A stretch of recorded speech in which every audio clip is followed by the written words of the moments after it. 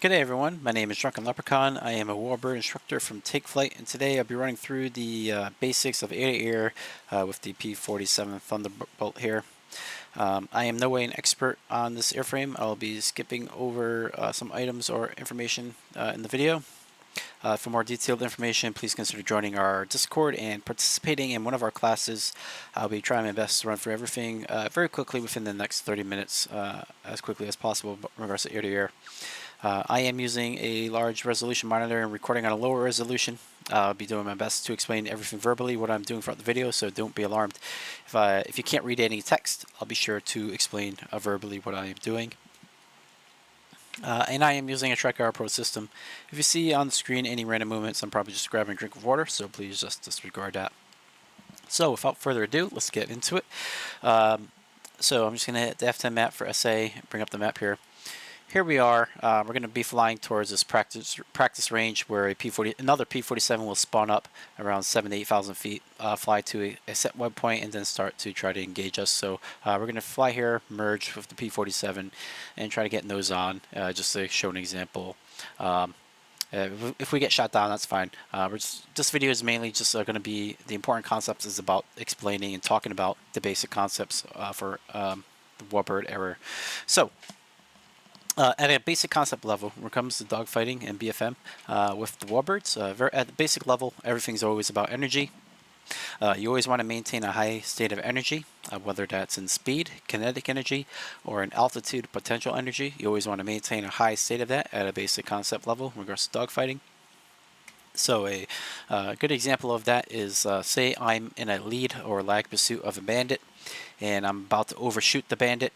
Instead of bleeding my throttle, reducing my speed, I would simply pull up in altitude, do a roll back onto the bandit, keeping eyes on the bandit, and maintain a high energy state that way. So essentially, instead of losing energy by bleeding my speed, all I'm doing is transferring my energy from one method to another. I'm transferring my kinetic energy into potential energy, so I still have that same amount of high energy.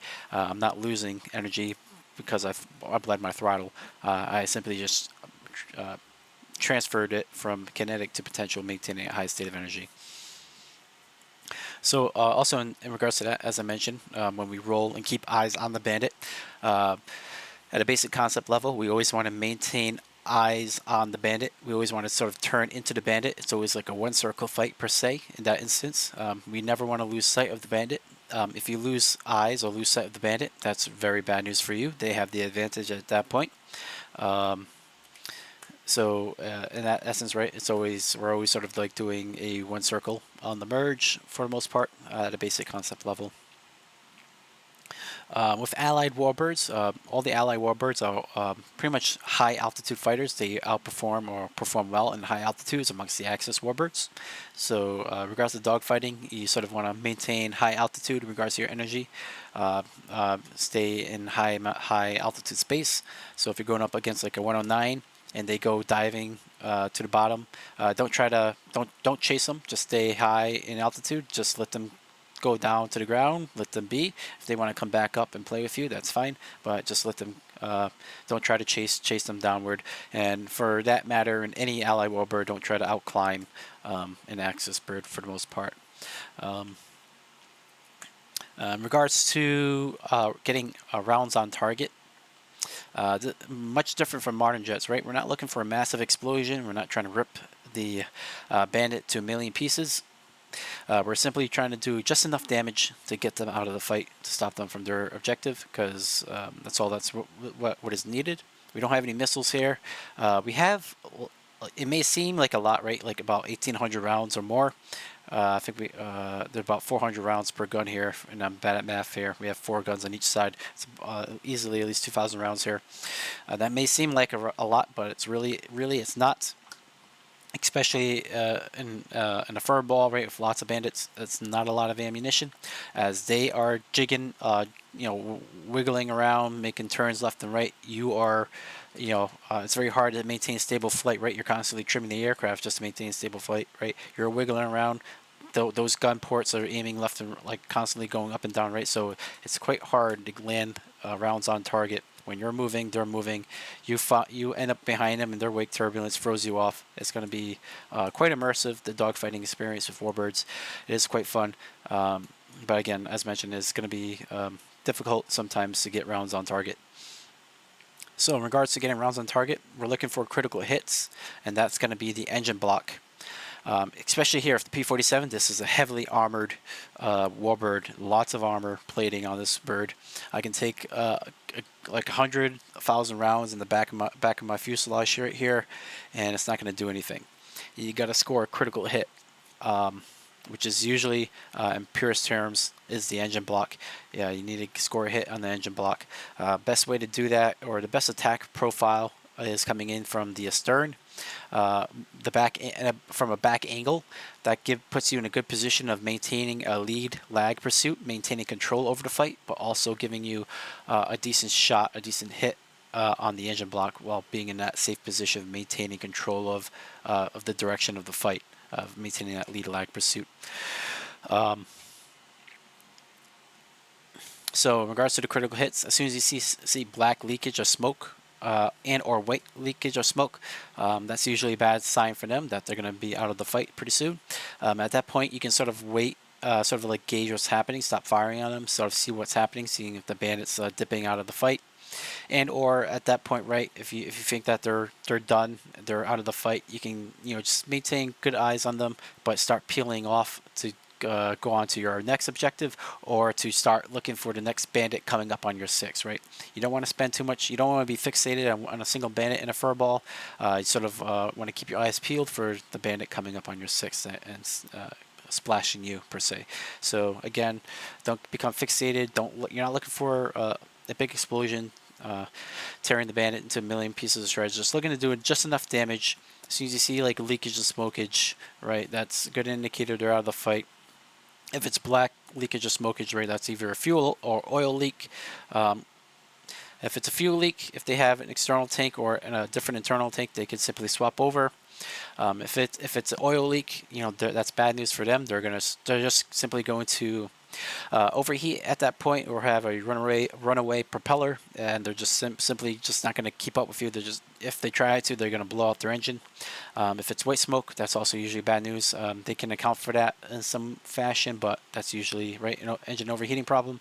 Their engine's probably just going to die out on them, or blow, give way on them at some point if they're going to try to keep up with you. So, yeah, that covers that. So we're going to talk about how to arm our guns really quick, and talk about some other profile settings. To arm our guns, it's going to be here on the left-hand side of the cockpit. To arm our guns, it's going to be this red cover switch with the words "Camera Only," "Off," "Guns," and "Camera."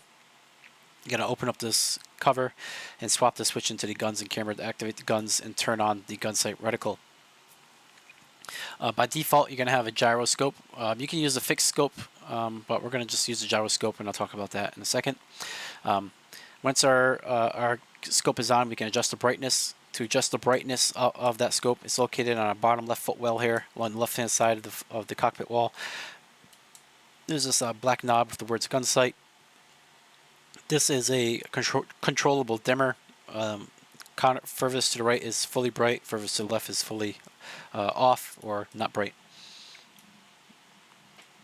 To utilize a fixed scope versus the gyroscope, that's going to be this black lever right here to the left of the sight, fixed reticle mask lever. The gyroscope is sort of an early computational device to account for any lead or lag based on the width of the target and the distance of the of you are from the target, per se. A good default setting to set our distance, which is here on the left-hand side, I believe this is in feet, is 1,100 feet by default, is a good distance indicator to start off with. I'm going to actually decrease mine to be even less, because I like to be up close and personal, as the gun convergence is quite small on the warbirds. You do need to get up close and personal. And then I'm going to set my wingspan to about 35 as a good default setting for fighters, as a fighter profile. So I'm going to set my profile, I'm going to reduce this after I pause the video to about maybe 800, and then I'll set this to about 35, and I'll go from there. And when I turn on the sight, how to use that gyro is you're essentially trying to put the wingtips, both wingtips of the Bandit in between the gyroscope, and that means that Bandit is at that range if it is that wide, right? So say that the P47 is 35 meters wide. I think this is in meters, 35 meters wide. As long as I got that right, and I set that to 800, and its wingtips fill up within that gyroscope, that means that Bandit is at 800 yards of my range in question. And if that's when I want to fire my guns at. And yeah, so that covers that. And in regards to our engine settings, so when we go into dogfight, if it's not connected already, you want to connect your turbocharger. Ensure your turbocharger is connected to your throttle to ensure you get the most out of your engine if needed, right? If you do need to enter war emergency power, again, right, war emergency power is this this last red threshold, past this red threshold of 64 inches mercury pressure, and you should be able to get up to 70 or 75-ish, and that's war emergency power. Again, that's only for emergencies. I find it against AI being at a climbing rate profile, in this instance that max green, is fine enough, and I'll play with the throttle a bit, probably end up around like like max takeoff parameters per se, for the most part. But I usually just, in regards to battling AI, just operate within here for the most part. P47 is you know, obviously heavy. It definitely is going to be a one-circle fighter, but again, in regards to basic concept, we're not going to bleed speed and cut our turn radius. We're just going to enter the fight at max speed, just for basic concept of maintaining high states of energy. Alright, so without further ado, I'm going to unpause the video, I'll set up my things, and we'll go from there, and hopefully we have a good example of a dogfight for you. So let's go ahead and unpause.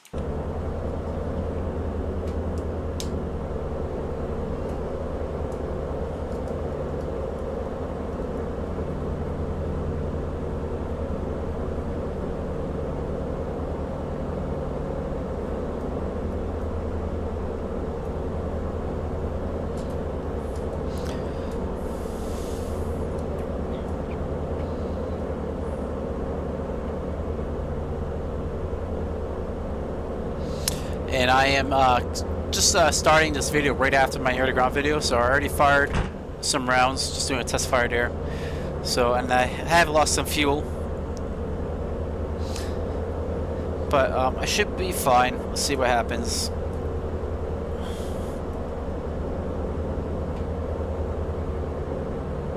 The airframe is shaking a bit. I might have had some damage during a dive bombing here. Some airframe damage. And I wouldn't worry about trimming the airframe route. I am trimming it just because I have picked up speed, but once you're in the dogfight, obviously don't worry about the trimming. You're just going to be accounting for that. During the fight, you're going to be bleeding and increasing speed and altitude and whatnot, so it's just going to be going by itself. Don't worry about the trim during the fight. So there's the Bandit in question. We're going to fly towards him, do a merge, and then, yeah, hopefully we have a good example for you, as mentioned.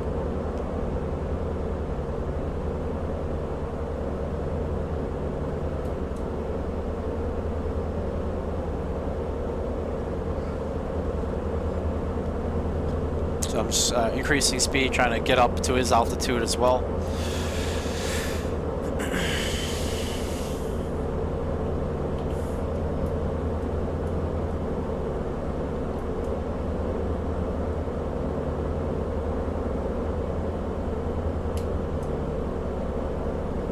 Alright, I'm gonna start turning in now.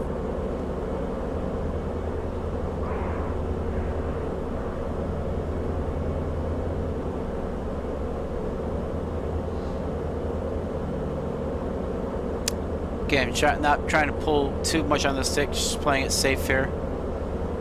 With the warbirds, right, you can't just pull on the stick, you will induce a spin or cause it to flutter. Just watching my speed. I don't really want to drop below 150 per se, as 130, if I try to make any turns at 130, I will flutter and go into a dive. So just want to make sure I don't drop below 150.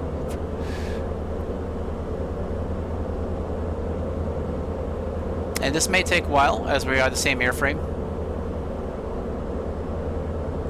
Increasing throttle a bit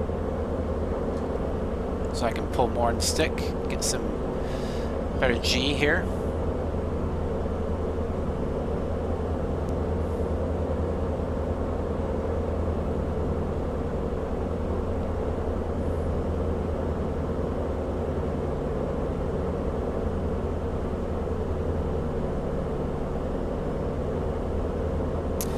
And I'm gonna start dipping my nose slightly. I'm gonna see if I can cut the turn speed and dipping below him.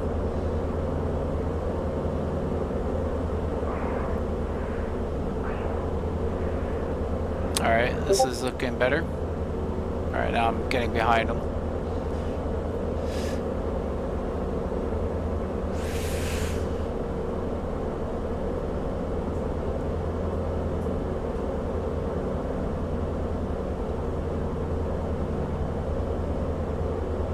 And this is just going to take a while. This happens with the AI at least. Alright, he's diving. I'm not going to chase him. Again, just to maintain my high state, and getting low to the ground is very dangerous in the warbirds. Just going to maintain my speed. And I'm not going to try to climb up there to meet him, as that's also dangerous for me right now.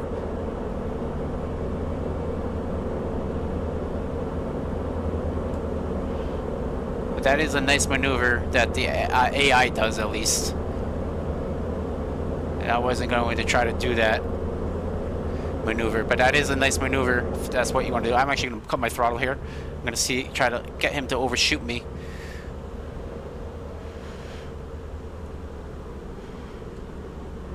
Ah, he might get me on this one. Oh, wow. Yep. He ripped me to shreds there.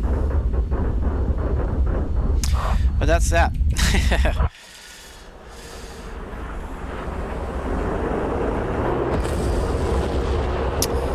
But yep, that is that. The P47 is actually pretty good in regards to a slow moving fighter. Has a lot of, as mentioned, there's 850 cal guns on it, so it can do quite a lot of damage. But in regards to the basic concepts, out of this video, right, just that first part, like the talking of the concepts, that's all this video is about. It's talking through the concept of air-to-air at a basic level. Yeah, at that point, I think I probably wasn't quite sure once he was on his 6, the P47, right? He's in a P47, I'm in a P47 in regards to the AI. I believe I had to have them on a pretty advanced skill set. Probably might have been better if I did keep throttle and just continue on the circle fight. But yeah, I hope you got some, at least from this the top the beginning part, some useful concepts in regards to just like basics of air-to-air dog fighting per se. You can see, right, it can become quite long, at least with the AI. You may have to try, like, might have to induce something to happen. In that instance, the P47 pulled up and just did a nice, almost like a hammerhead, came back right back down. But yep, that covers what this video was intended for. I hope something was useful out of it for you, and thank you for watching.